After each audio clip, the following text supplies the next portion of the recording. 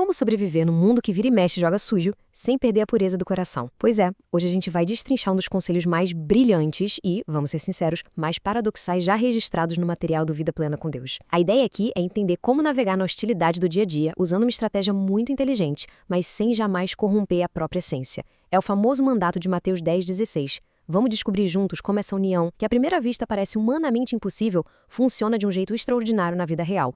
A realidade nua e crua dessa comissão é chocante. A gente não está lidando aqui com um conselhinho de autoajuda leve ou romântico. O texto original é, na verdade, um manual de missão e sobrevivência. Ovelhas no meio de lobos. O perigo não é imaginário, ele é muito real. E a instrução que vem logo depois para lidar com esse cenário exige duas coisas ao mesmo tempo: um caráter impecável e uma inteligência tática super afiada.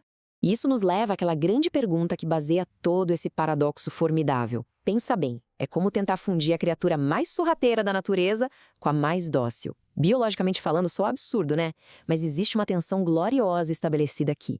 Se a gente ignora a lição da serpente, acaba sendo devorado por pura ingenuidade. Por outro lado, se a gente descarta a pureza da pomba só em nome da sobrevivência, o risco é sofrer uma transformação bem sombria. Acaba virando apenas mais um lobo na alcateia. Manter esses dois lados é o grande desafio que o documento original nos apresenta. Para capturar a essência dessa mensagem, vamos voltar um pouquinho no tempo. Imagina enviar 12 homens comuns, pescadores, cobradores de impostos, direto para a região da Galileia. Era um ambiente fervendo de tensões políticas, debaixo do peso do Império Romano, onde grupos religiosos disputavam o poder com unhas de dentes. A perseguição descrita ali não era uma metáfora poética bonitinha. Os lobos representavam prisões, julgamentos e até divisões familiares literais. O grande segredo por trás dessa união está lá nas palavras originais. O termo grego para prudente é frônimos, que descreve uma sabedoria prática, sabe? Aquele discernimento de situação bem aguçado para a vida real. Não significa de jeito nenhum ser manipulador ou desonesto. Já a palavra para simples é akérios, que literalmente quer dizer sem mistura, algo que é puro, inteiro, sem nenhuma adulteração. Então, o que esse mandado exige é uma integridade cristalina andando de mãos dadas com uma leitura inteligente e estratégica de cada ambiente. E na prática, isso cria uma dinâmica fantástica. A serpente representa aquela capacidade de ler o ambiente antes de agir, de planejar com antecedência e responder de forma pensada, em vez de só reagir por puro instinto cego. A pomba, por sua vez, é a integridade absoluta, sem máscaras sociais, sem malícia, é a transparência total. Então, enquanto a inteligência da serpente garante que a missão avance em território inimigo, a pureza da pomba garante que o coração de quem faz a missão continue sendo um lugar de muita paz e luz. E temos um exemplo histórico maravilhoso que materializa essa união que é tão rara de se ver. A figura de Daniel, lá na Babilônia, é um modelo supremo. Ele foi alguém que dominou de um jeito simplesmente brilhante a cultura local. Ele aprendeu o idioma, desvendou a burocracia e navegou com uma maestria incrível pela política da corte para conseguir favor. Essa é a aplicação impecável da estratégia da serpente. Mas, ao mesmo tempo, ele se recusou terminantemente a abrir mão da sua fé ou a se contaminar com a comida do rei. É a pureza inegociável da pomba em ação. E olha, Daniel não está sozinho nessa. A história está lotada de figuras que dominaram essa fusão, provando que é algo totalmente possível de se viver. Esther combinou coragem espiritual com um timing político perfeito diante do rei. O apóstolo Paulo usou a cidadania romana dele de forma altamente estratégica para se proteger e avançar o trabalho. Neemias orava e chorava pelo seu povo, enquanto ao mesmo tempo fazia inspeções noturnas e gerenciava recursos para reconstruir muralhas debaixo de ameaças. A inteligência tática e a devoção profunda formam uma aliança inquebrável.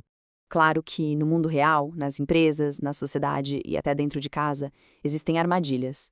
O material faz um diagnóstico excelente dos grandes ladrões dessas virtudes. O que acaba roubando a pureza da pomba? O primeiro ponto é o orgulho disfarçado de discernimento. Aquela arrogância de achar que sabe de tudo, que acaba criando uma redoma fria e impede atos reais de amor. Depois vem a amargura.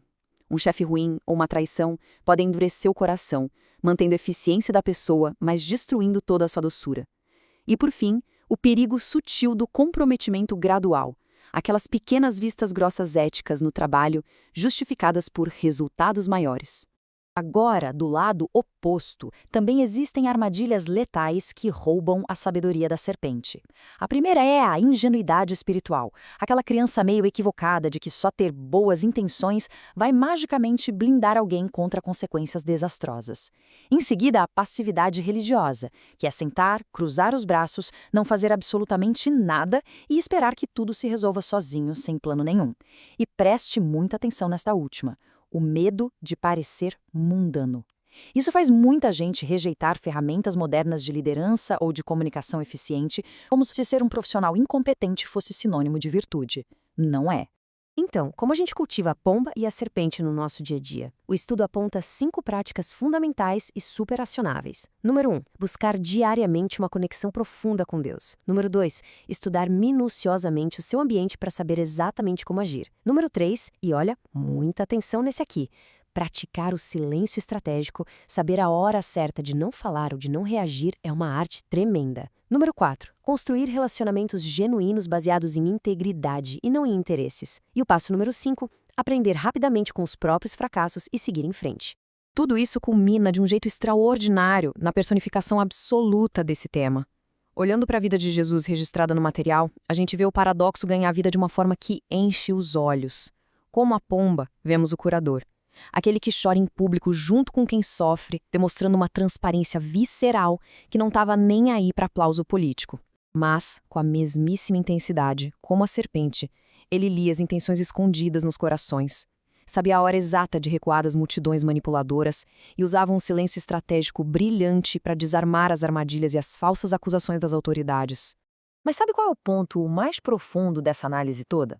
É que o objetivo não é tentar imitar esse modelo perfeito na força do próprio braço, com uma força de vontade exaustiva. Essa é justamente a grande diferença entre uma religiosidade pesada e uma transformação de verdade. A chave não está em ficar copiando atitudes externas, mas sim na rendição.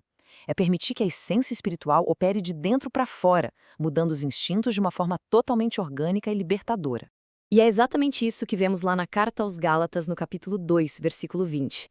A ideia central que a fonte transmite é que a verdadeira sabedoria para lidar com os lobos do dia a dia vem da incorporação de um espírito renovado. Não é um esforço solitário de ranger os dentes tentando ser sábio, mas é uma sabedoria celestial genuína habitando ali dentro, influenciando ativamente cada decisão, cada silêncio e cada passo estratégico. A gente sabe que o conhecimento só transforma de verdade quando é aplicado, né? Quando ele sai da mente e desce lá para o coração e para as mãos. Então, como um próximo passo prático, mergulhe no texto de Mateus 10. Pegue um caderno e escreva com toda honestidade. Quais áreas da vida estão precisando urgentemente de mais prudência e quais estão clamando por mais pureza? Leve isso para reflexão, para oração, pedindo para que essa fusão realmente aconteça lá no interior. Para fechar a nossa análise, deixo um desafio. O mundo definitivamente não precisa de mais ingenuidade desatenta. E com certeza não precisa de mais cinismo frio. O grande desafio é ser incrivelmente puro e, ao mesmo tempo, estrategicamente brilhante. Que a sabedoria divina guie cada passo e cada decisão de quem busca viver essa verdade, equilibrando a pomba e a serpente nesse nosso mundo cheio de lobos. Muito obrigado por acompanhar este estudo do Vida Plena com Deus. Fiquem na paz, que a jornada de cada um seja imensamente abençoada e até a próxima.